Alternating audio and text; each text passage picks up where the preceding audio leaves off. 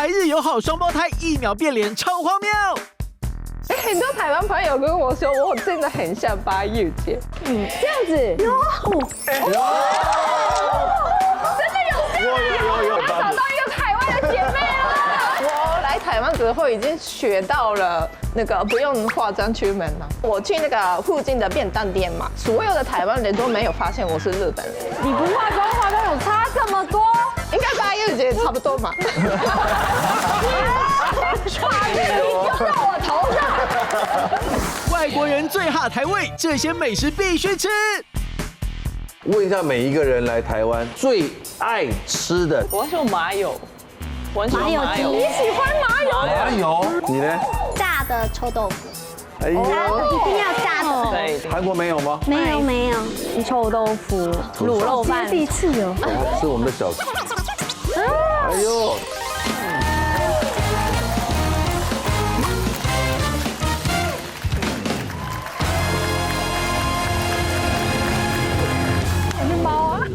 欢迎收看《女王大人》。是干嘛的？我是喵。外国朋友漂洋过海来台湾啊，甚至不惜一切的，只为了留下来。究竟他们有多热爱这片土地？在融入台湾的生活的过程当中，又遇到了哪些挑战、趣事和文化冲击呢？欢迎他们组长来。首先欢迎来自日本的润子。哦，好，今天马上有请哥。第二位来自越南的小花花。欢迎小花花。欢迎来自荷兰的 Stella。哇 ，Stella。来自韩国的乳之善，欢迎。还有来自甘比亚的佳明。哇，佳明，欢迎大家，欢迎你们。太棒了！哦，这边可怕了。怎么可怕？来的最浅的6年的，竟然是小花花。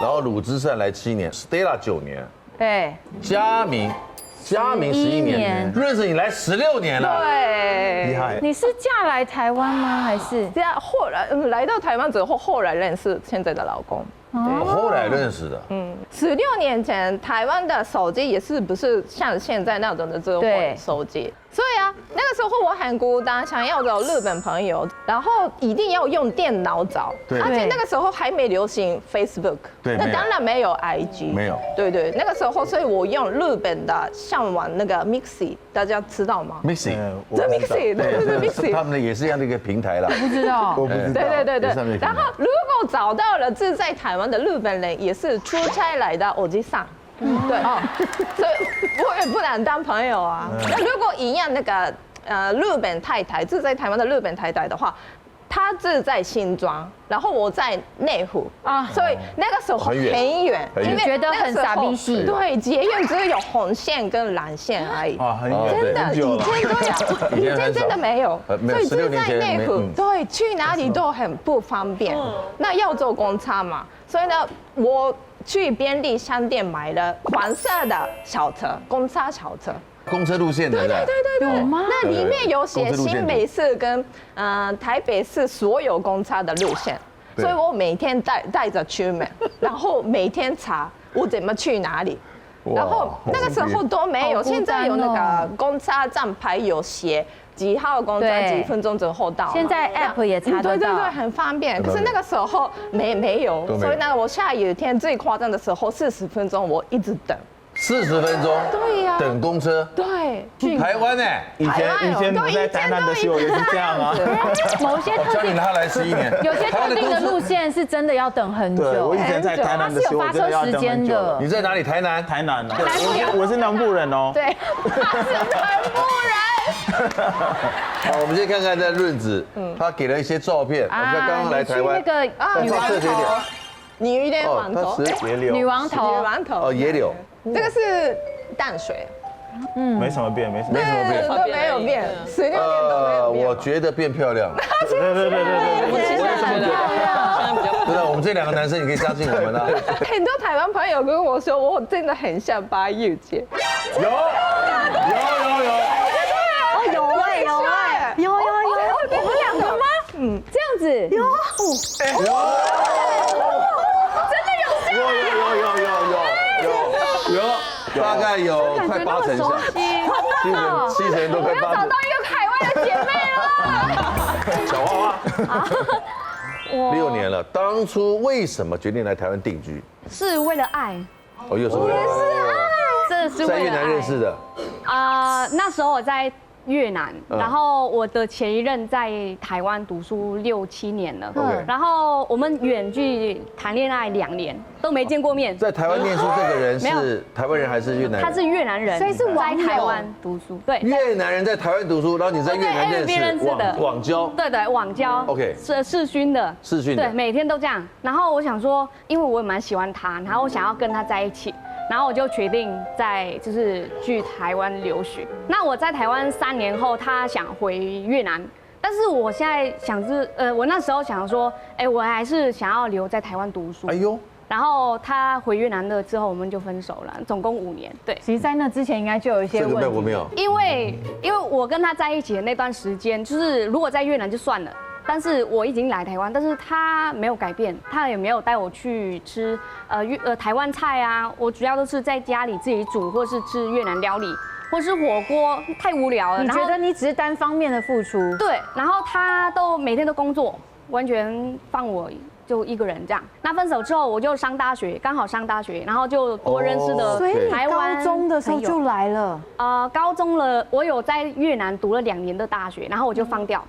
为了他，为了这样转呢，他从头来哎，真的为了他。所以那时候你在念大学的时候是班上年纪最大的，是我是没错，但是你长得很可爱，看年不出纪最大也来。就大2届而已。但是他们真的是没有分别歧视啊，就是同学很可爱，他们很活泼，都带我出去玩呐。然后我真的在台湾在3年，我才发现台湾的小吃超好吃的，我从来没吃过，都没有吃过，我都不敢自己出去，因为我个性比较内向一点。有了朋友了，而且找到好吃的了。啊，世界就在打开了。台湾的环境跟人还有天气都不错。真的。我们台湾起码比越南南天气好吧？比较好，越南比较热吧？比较热，比较湿。比较湿然后如果冬天的话，超冷到骨头。哇，他刚才就很可爱啦，他这个。这个是我去兰屿的时候拍照的。你还去过兰屿啊？对，你是喜欢水上活动的，我超爱。然后我也喜欢爬山，这里是在桃园拍照。看不出来你很outdoor的人。哦。哇，这是漂亮，好漂亮哦，好会拍照哦。你现在有男朋友了吗？我现在有了。哦，有了，哦有，合理啦，这么可爱，怎么会？我们台湾男生没有瞎，好不好？对不对？你条件这么好，我跟他在一起2年而已，对，才2年呢，算稳定了，赶快结一结了啦，可以了，OK 了，祝福你哈。对啊，谢谢。我看了一个这个最之前的，那跳过来看佳明好了。哎呦，第2个资深的南部人，台南人嘛，对啊，我就来台湾，就是因为那时候就高中毕业，然后想读大学嘛，然后我还有朋友在台湾，然后他们跟我说台湾不错啊，台湾人很热情，台湾很 nice， 然后我就申请来台湾读书。我大学的时候在南部嘛，然后我朋友都在北部。哇。就是因为我中文不好嘛，然后我就看台北、台南都是泰开头的，所以我就觉得应该是蛮近的吧，你知道吗？然后我就选的什么学校？昆山。昆山科技大学。对，所以我到台南的时候，我就打给他们，我说我在台南，他们说他们在台北。我说，所以呢，你们可以来。他们说，哦 ，no， 这个台湾很大，不像甘比亚 ，OK， 就要从台北来台。甘比亚在哪？甘比亚在哪里？甘比亚很少，甘比亚真的很少。在非洲吗？看得出来了。我非洲人来，真的。他在非洲的什么地方？哪里？西非。我记得我第一天就到台湾的时候，我就觉得文化差很多，对，然后路上就摩托车好多哎，然后我记得我第一天是9月嘛，然后那时候台湾好热，对，很潮湿，很闷的热。甘比亚不热，甘比亚虽然甘比亚很热，但是有风。台湾什么风都没有，对，很黏的那种感觉，对，你去越南看看，越南黏死你！所以我刚刚听到越南，我就觉得那，真的，越南还比台湾黏。甘比亚这个国家有没有冬天呢？有，每个国家有冬天呐，甘比亚有夏天，有冬天，有春天，什么天都有啊。世界上，它冬天但是温度不一样。冬天会不会很冷？是这样子。我在冈比亚的时候，冬天我就觉得好冷哦，我就外套好冷哦。但是我从台湾回去冈比亚是冬天，就是过年的时候嘛，就回去的时候，大家都穿外套，我就觉得，哎，你们什么热？我们台湾那么冷哦。我们台湾对，所以不是，就是我在冈比亚，他们冬天我都是这样穿啊，他们就对我爸爸妈妈都这样。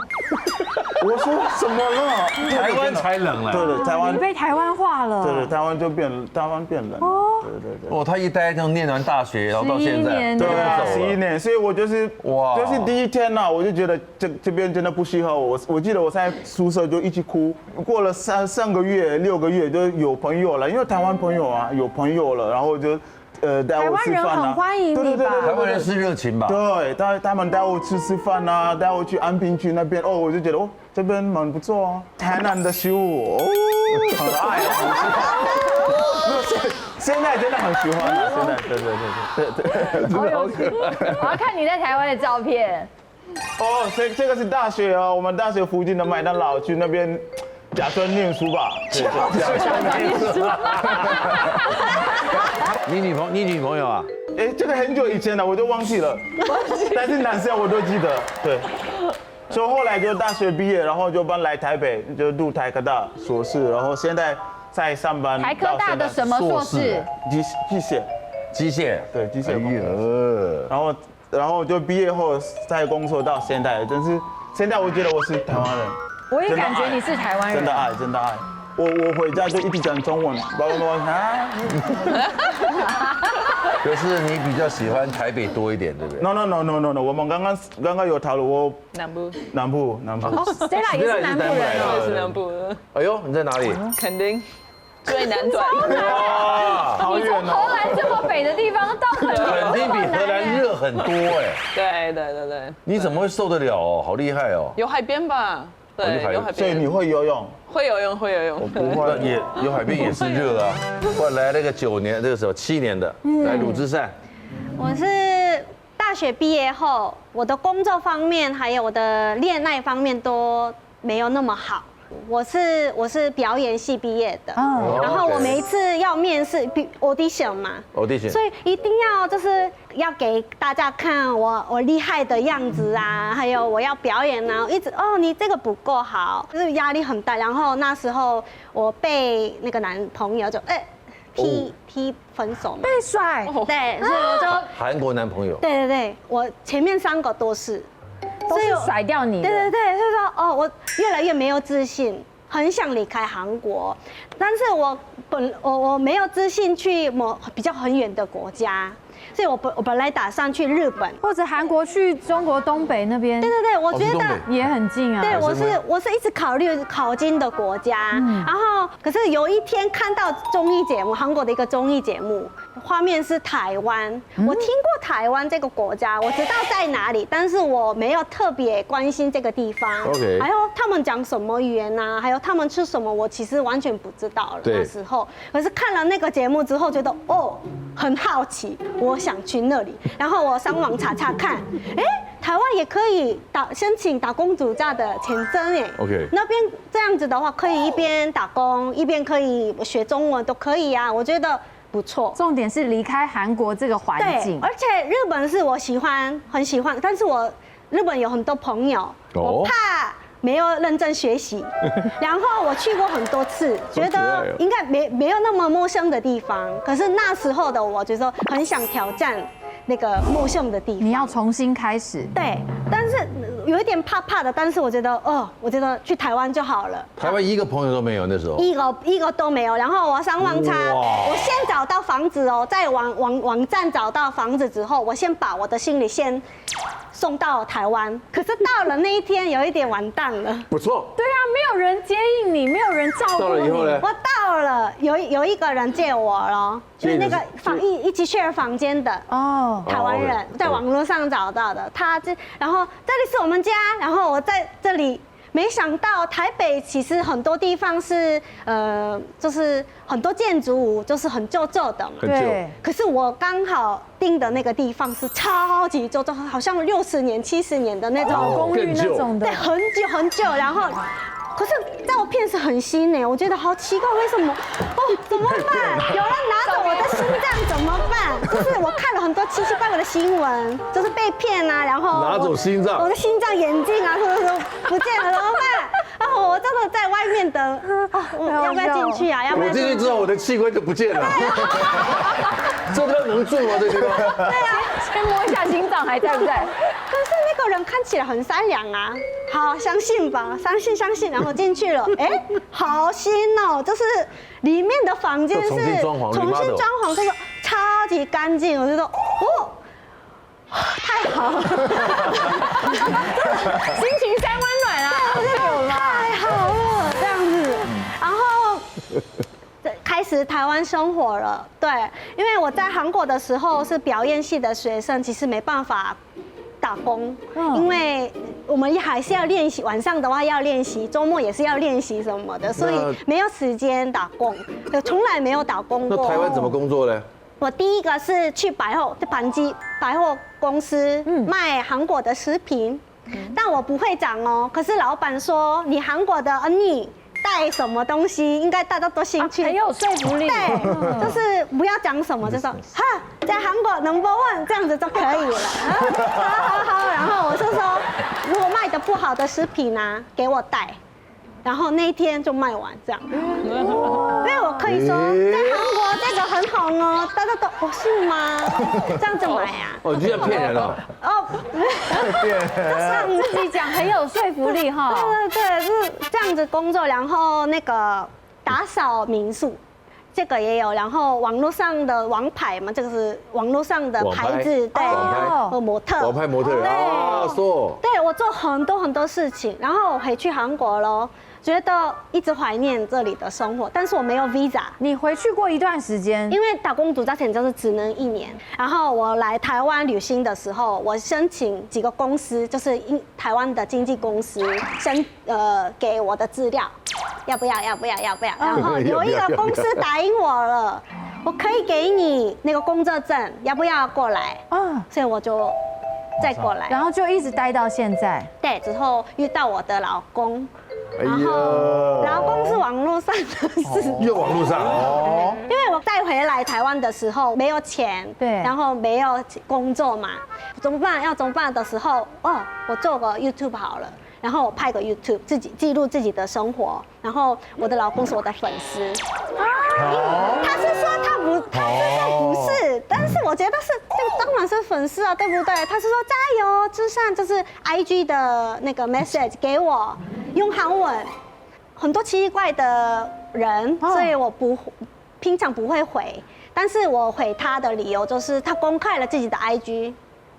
就是可以保证这个人是不是奇怪的，对。然后他不怕人知道，然后他给我韩文 message， 很有诚意。对，然后第3个就是他不住在台湾，他住哪里啊？意大利。那时候他是意大利读书的，意大利的台湾人。对，所以我觉得这样子应该不会见面吧，对吧？比较安全，所以我就回他，然后认识了一下，然后他暑假寒假回来的时候，要不要吃个那个宵夜这样子？我们马上爱上，所以就马上爱上，你太随便了。台湾媳妇好吃惊，求助双胞胎姐妹。小孩子一咳嗽啊，老公就带他去看医生。可是日本的话，我们先让他在家休息。我赞同你，也可以跟我的老公讨论。医生说不要给他输药。你很会呢，厉害。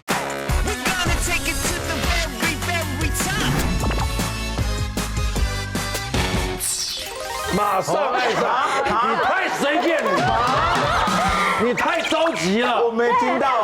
马上爱上哦，他太着急了。对，然后马上在一起，但是他还是要去意大利嘛。他是在念研究所还是大学？大学，所以马上回去了。所以我们远距离2年，然后疫情后他回来，再2年，然后结婚，现在第3年这样。我们认识7年，快7年，对，来台湾就卡哇伊，对，刚来台湾的时候，花莲旅行，你这上面写了些什么？你许了什么愿呢？希望我喜欢的人的幸福跟健康。哦，可爱，小心小心。小心矿车，这应该是在那个金瓜丝。金瓜石。哦，这听他们聊聊，我好高兴，我自己对啊原来我就住在这里，对啊，对不对？我跟你说，我在荷兰13岁就开始学中文。为什么？对，因为我们高中有提供中文课。哦等于像是第二语言，然后你可以选。哎，刚好我们高中有，不一定是每一个荷兰高中，好特别哦我们的高中比较那是选修的，对对对，可以自己你也可以选，选法文，你也可以选西班牙文，也可以对。然后就觉得哇，如果我可以当一个会讲就是流利的中文的外国人，有多帅。然后就开始有这个梦想，想要把中文学好。对，然后后来到香港，当交换学生 OK 想说可能我可以在那边练习讲中文，结果他没有们不要。那所以广东话对你也会讲吗？我不会，我想说一点都不会我 focus 在那个普通话，不要再学别的。然后，但是那时候有一些同学他们说，要不要一起去台湾玩那种3天2夜的旅行？然后我就想说，跟你一样，就是台湾。可以干嘛？那是什么地方？我有听过这个国家，但我完全对啊 ，no idea。可是你的祖先有来过哎。对，我的祖先有来过。我告诉你的祖先认识郑成功，你知道吗？看看祖先踏过的地土地。我祖先，我很久以前我没有问过他们。对呀，然后就跟那些同学来到台湾玩，然后就。超级爱台湾，我那时候来台湾玩而已嘛，当那个交换学生，只在台北而已。对，在台北而已。然后后来又回到香港念完书，又回到荷兰，就是念完那个大学跟研究所之后，毕业之后才又来台湾念中文。你在离开台湾的时候，你有想过你会再回来？我没有想过的，而且我来台湾学中文，我也想说那是暂时的，来个半年，来1年。可是这样就待了9年呢，时间应该也是因为找到了爱。对，后来也是找到了。为什么要心虚呢？没有，我喜欢。对，被发现。从前的梦，他被我看穿了。看穿。对，那不可能啦。这就是跟那个在香港念书的同学一起来台湾的时候，他们不是香港人哦，他们都不是。哦，那是你的 couple 吗？那个当时你的 boyfriend 对不对 ？No, many boyfriends， 那你开玩笑。死呆了。那时候年轻人来开玩笑，没有，那些都是朋友而已。然后这个是应该是在乌来温泉。哦，乌来的温泉非常好。对，那个泉质很好。乌来的温泉非常好。这也是11年前的时候。11年前呢。对。好，我们刚刚的第一个阶段呢，先让大家跟我们一起认识你们啊，不管来了16年也好，或者只来了6年也好，很明显的你们跟台湾的这个感情很深，缘分很深。对，我们现在接下来漂洋过海来台湾，在台湾生活的这些年，这件事真的让我忘不了。佳明的表情，开心的，开心的，看了吗？然后 Stella 的表情，生气，还有生气的，润这个子是无奈，这是无奈啊，无奈，这是无奈。鲁智善，惊讶。哦，这是惊讶，哎呦，哭笑不得，哭笑不得，每个都不一样啊。润子先来，好，无奈什么？因为台湾人超级爱去看医生，对，看医生很方便啊，很便宜，看医生很麻烦呢。因为为了这个事情啊，我的小孩子小时候常常跟我的老公吵架啊，因为小孩子一咳嗽啊，老公就带他去看医生啊。可是日本的话，如果小孩子只有咳嗽，体温不会超过38度的话，我们先让他在家休息，观察，对，观察一下。对，是这样。因为那个带他去看医生，医院有很多病毒啊。对。那原本只有感冒，可是那带他去医院有感染，对呀，传染只有感冒，去医院更严重了。我觉得观念是正确的，而且小时候我要让他先自己的抵抗力要提高一点，所以呢，我不要让他这样子马上带他去看医生。对。可是那老公马上带他去看医生，然后很夸张的时候，1个月20几天，每天都吃药，不行啦，对呀，不行啊，让他身体去打仗。让他多喝水、多睡觉，就这样，不要给药。可以跟我的老公讨论。即使你学她的讲话，她的老公也分不出来。老公，那个黄宗宁医生说，小朋友如果精神看起来没有怪怪的，就不要给他吃药。哎，你很会呢，厉害，你很会呢，我们这边看医生太方便了。对啊，全世界我觉得好像就台湾最方便。那个保险太好了，健保太好了，所以很多老人家觉得，因为100块而已呀，对啊，很便宜，所以就去一下下，就比较放心啦。不舒服就去哦。他们讲话没有这样啊。你刚刚在学谁讲话？不舒服就去。好，你对台湾的印象，无奈之后来到了小花花，来，好，你刚才表现哭笑不得，为什么？哭笑不得，因为我觉得台湾人太客气了。为什么？像越南的话，如果就是在路上撞到人，你不小心而已，但是他不觉得，他就看着你，或者是他会骂你，看什么看，或者是说啊你眼下啊。但是台湾不会，越南人不是脾气也很好吗？No， 不一定。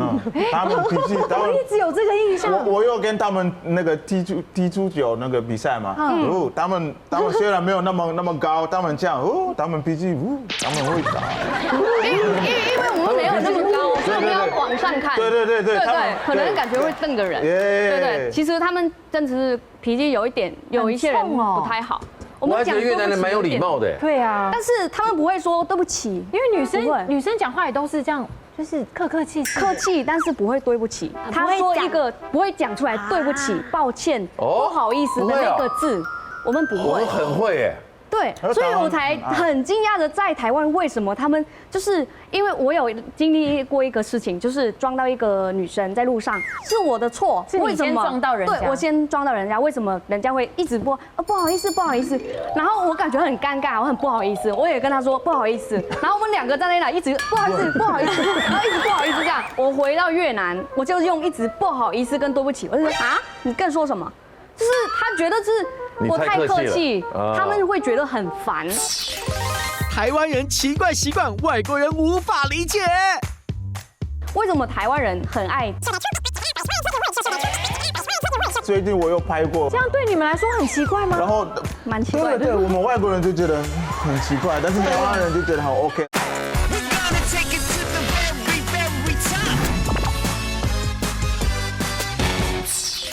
我太客气，他们会觉得很烦。哦，对。小花花来台湾，觉得看到台湾的到处都是摩托车，会不会很亲切？我也觉得很。越南也是到处都是摩托车，对不对？但是越南他们乱骑，太乱了。但是台湾还没有自己的规则啦，你们乱都有趣，自己规则不是明事里面，自己会看路。对，自己找饭吃，对自己找办法。但是我还记得有一个，为什么台湾人很爱戴安全帽？去超市啊买菜啊，吃饭也带着。对，真的是这样。吃饭没带的啦。吃饭或是外带的东西啊，要等很久还是要带着，或是去买菜。这个最近我又拍过一种 reels， 就是戴那个安全帽。这样对你们来说很奇怪吗？然后蛮奇怪的。对，我们外国人就觉得很奇怪，但是你们要去抢劫的时候才会用。你们台湾人就觉得很 OK。然后看到大家留言很多，大家说。因为女生他们说他们头发就安全帽要戴下来，然后你们的头发对啊，还是台湾的安全帽太重了，但是懒得拔出来吗？因为台湾现在很多人都戴全罩式的，全罩式要穿脱很难，还有餐厅外面在等外带的都戴着安全帽，很正常。很正常啊。在越南没有戴安全帽的习惯吗？没有，骑车他们也不会戴。真的是这样。现在是这样，年轻人都没戴，或是我们的越南的安全帽都是像就是好看而已，很多造型的，对，然后买30块而已，不安全，很危险，就是有就好。敷衍呐，没有抓，不像我们今天抓这么严。对，也好了。可是因为戴安全帽真的很重要，真的。安全第一。换 Stella 了，来了9年了，气什么呢？因为我再来台湾的时候，我在台北嘛，念中文。可是因为我身边的朋友都是外国人，所以没什么学到中文，所以就决定到垦丁打工换宿。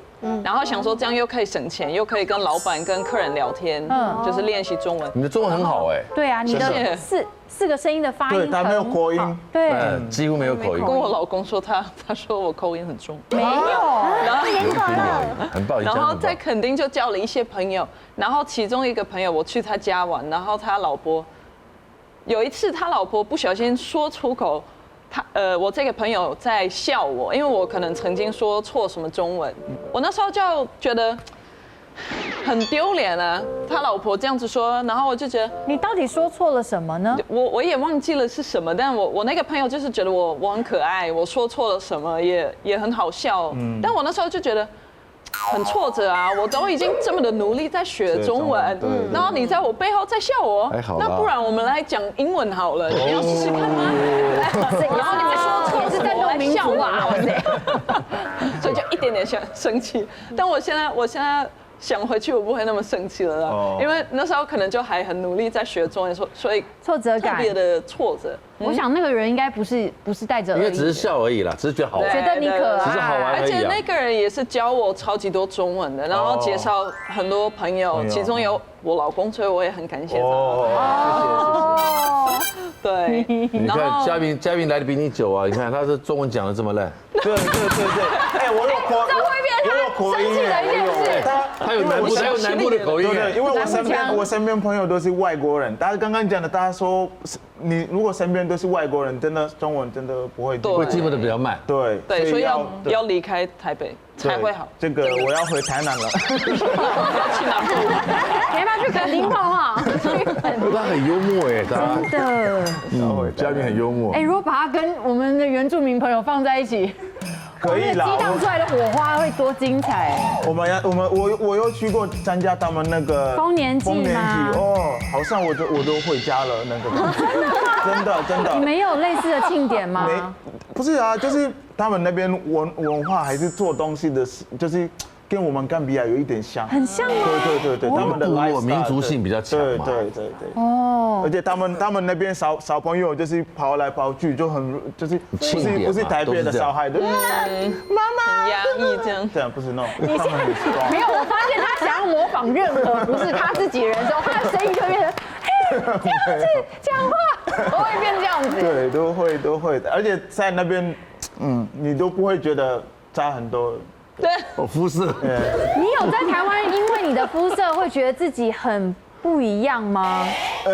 有些阿伯他们通常都看你就，哇，你的脸咖啡色，哇，好黑哦。那阿姨们会很喜欢吗？阿姨会觉得哇，你有胸部，很健感，你会练哦。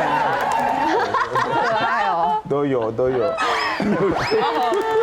我想说一个台湾阿姨叔叔的故事，因为我还有一个让我困扰的事情是，我发现台湾的阿姨叔叔很喜欢讨论我们外国人，对，他们喜欢。因为像上次对你们好奇吧？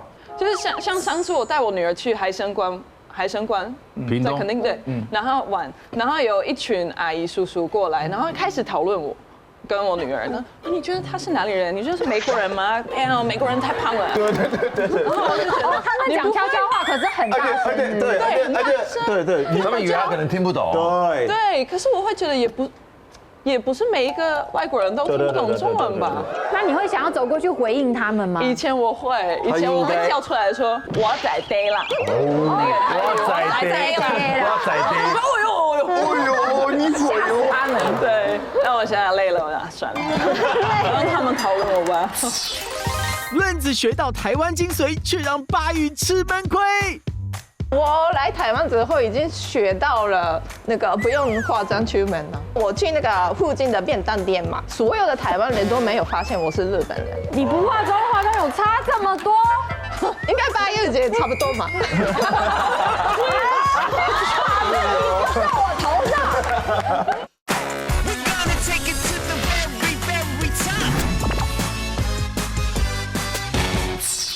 你们都认为我们台湾人普遍对你们外国人其实是非常 friendly 的，friendly 对吧？对，尤其对日本吧。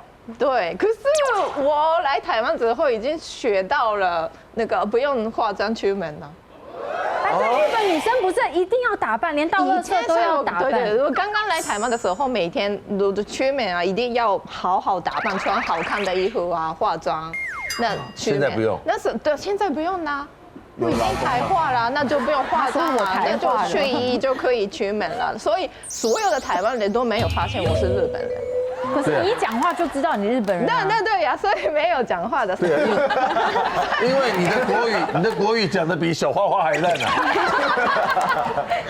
小花来6年，你来16年了，轮子。因为日本人在台湾生活啊，不用讲中文也可以。我很喜欢你的口音，真的。然后我以前上班的时候啊，那个时候我去那个附近的便当店嘛。然后呢？便当店。然后每个礼拜去一次。那时候因为去上班，因为我穿轻松的衣服啊，那穿运动鞋，那这样子去上班。那有一天，因为日本的我的主管来台湾出差，所以我一定要穿西装，然后好好化妆。套装啦，西装。对，穿西，对，套装。然后去便当店，那时候老板娘看我，哎，你是日本人吧？看得出来耶，你好有气质。可是你每天都去买。所以呢，我心里觉得，哎，老板娘，我上个礼拜也有来哦，可是她都没有发现是我。你不化妆，化妆有差这么多？应该8月节差不多嘛。把这题丢到我头上。我差很多，他就会差很多吗？没有，我们两个都没有化妆也漂亮的意思。哦，对。我平常不工作的时候也是不化妆的，但是如果以一个日本人，他平常开始会素颜出现在公众场合，对日本人来说这是一种堕落，你知道吗？是吗？对，以前对，在日本的他们的社会礼仪是不能让女生不化妆就出门，或不打扮就出门。韩国也是啊，韩国也是要化妆，对不对？但是比较 free 一点。这是惊讶还是惊吓？惊讶。对，惊讶 surprise。因为我刚刚说我来台湾的时候，我开始拍 YouTube 嘛，对不对？因为我拍了很多种类的影片，才发现好像很多人喜欢看韩国人，就是外国人吃台湾的美食的影片，所以我就知道喜欢。对，所以我常常拍这种影片。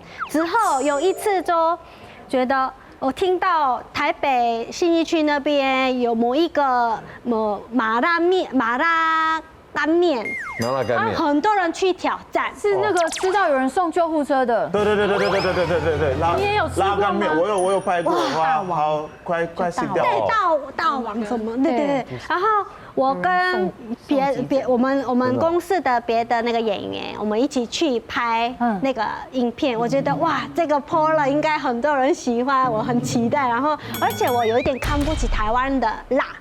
哎呦，看不起台湾的辣。那时候，因为我觉得台湾人说这个是小辣，我觉得我没有味道，中辣才是有，我自己觉得是小辣。对我来说，所以我觉得台湾辣的应该还 OK 吧。很多人说这个很可怕，但是说我是韩国人呢，然后我到了，然后我开始拍，然后吃了一口，真的一口而已，一条面，对。这边真的好像火灾，超级夸张。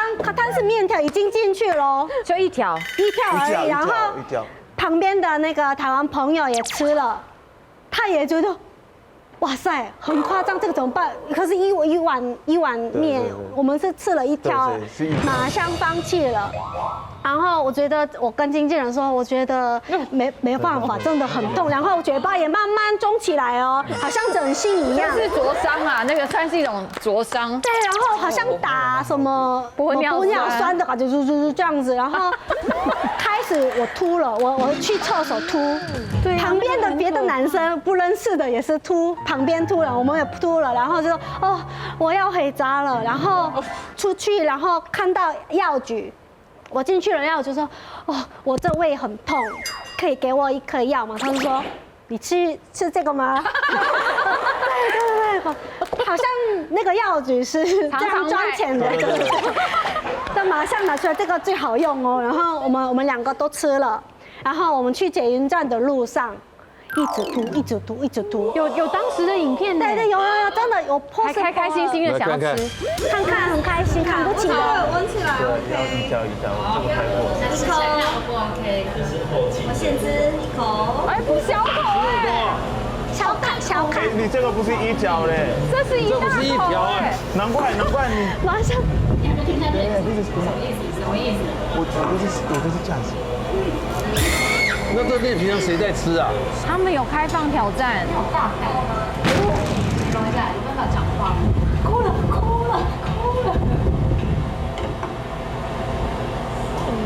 看你这样子，今天开始没办法哦，要回家了。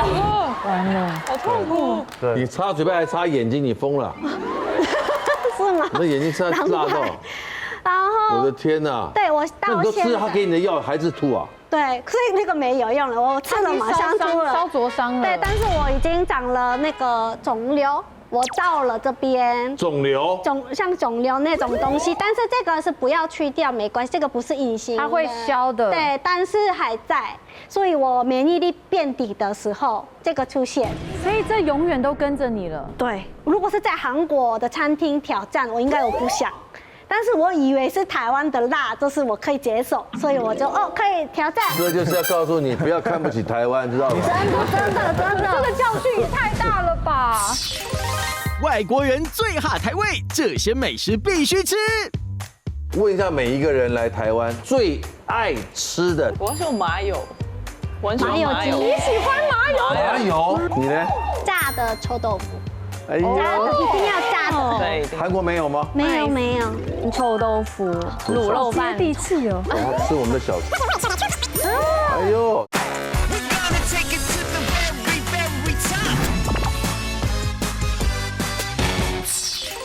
我觉得真的不要挑战这种东西，辣就是好吃的小小辣，或者你应该先用那个筷子先沾一口。对，你太大口了。哎，问一下每一个人来台湾最爱吃的东西是什么？润子。日本人一定选小笼包啊。哎呦，小笼包啊！真奶喜欢，珍珠奶茶也喜欢。日本没有。真的没有。没有。都是台湾的。对。OK，你最爱吃什么？小花花？太多了。太多了，讲一个。大肠面线、臭豆腐、卤肉饭，第一次有。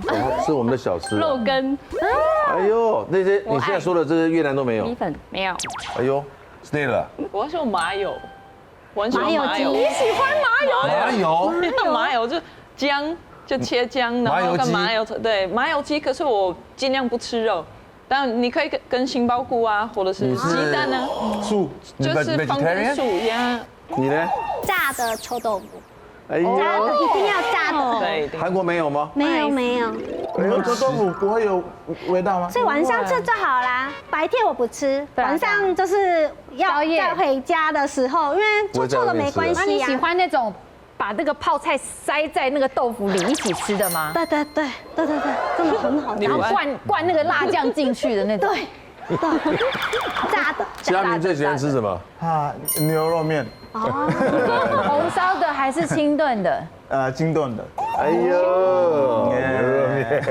安全。你开心什么？告诉大家。我一开始就是在台南读书嘛，然后在台南就是交通不方便，那时候交通不方便，就是要等公车要等很久了，然后就是请朋友们就教我骑摩托车嘛，然后他们考就 No.1 嘛，就很不错，很厉害。然后后来就是通常在路上的时候，骑摩托车的时候就是红绿灯嘛，然后就是可能阿伯妈妈还是什么，他们红绿灯的时候在等，认真等哦，然后他们在旁边 ，Hello， 你好，好可爱。哦然后对，他们打招呼像跟我聊天嘛，但是红绿灯嘛，然后有时候他们会说，哦，你有驾照哦，我想说，我如果没有驾照，我怎么会在路上？因为第一个摩托车驾照很难考。我觉得台湾的考驾照非常简单，对，真的考第一次就可以。是不是你没考到？不是，因为我身边真的以前大学的时候，很多朋友都考了2、3次才考到，就是越南还有那个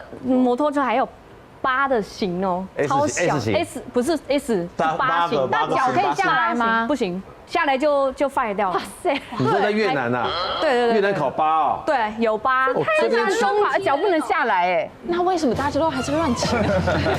对啊，所以我觉得他们技术很好，所以他们那个8也可以这么说，也可以这么说。对啊，我们不是有考一个宰相会车吗？就是巷子里面，你的车来这样，要怎么样这样？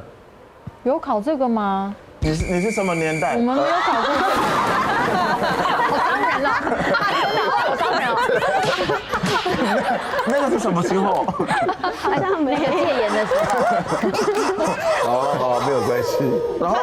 然后后来就是有一次我在骑车要读书的时候嘛，然后有人从后面就撞到我的车，然后撞到对，撞到，然后就是没道歉 OK， 但是他还要钱哦，好几万的钱，然后而且是后面的是他碰到我，对啊然后我就说啊我要报警，然后他说好啊，那我就拿手机的时候，他说啊算了，因为他以为我是外国人，很多人就以为外国人就没有机车的驾照，所以有时候他们会像欺负外国人，哦，欺负你。对，所以想有时候说你怕无照驾驶。对，有时候要 smart， 对呀，你觉得台湾各地骑摩托车的方式不一样？不一样，我这个有拍过了，你看。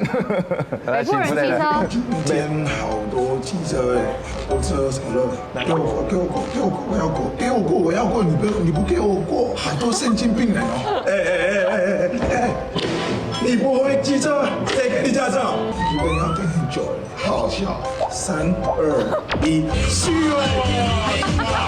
你真的很观察很仔细耶。中部人。把它小了啦。小胖雷，你要去结婚的少不快？哎，你找爸爸哟？有啊，在台北好，对，然后没有穿衣服，紧张，你找爸爸哟？吊嘎。要红灯了，没人啊，我们都穿哦。你抓到薪水哎，好厉害哦！对啊，配乐什么的都很厉害，中部用电音，观察很多了，就是对，观察很多。太棒了。我觉得从他们的角度看台湾真的好有趣哦。台湾不仅是他们选择定居的家，更是他们在口中称之为家的地方。他们的心态呢告诉我们，无论来自哪里，只要你有爱跟包容的心，世界上任何地方都有可能会成为你的家。太好了，祝福大家继续在台湾这个地方创造美好的回忆，好不好？祝福你们，谢谢你们选择台湾，我永远要谢谢所有在台湾的新住民们。台湾谢谢 number 你 one，们，谢谢你们选择这里。有的人下次再见，See you，拜。谢谢嘉玲，谢谢。